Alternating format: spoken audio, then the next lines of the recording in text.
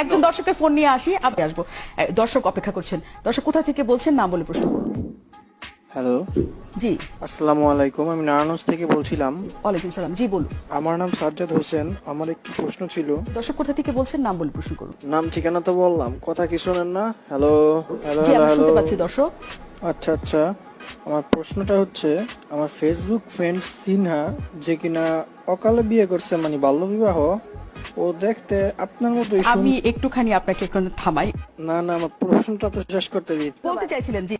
আমার ফ্রেন্ডের স্বামী বিয়ের 1 মাস পরেই মারা যায়, কিন্তু মরার আগে সে একটা জীবন বীমা করছিল 500 টাকা দিয়া।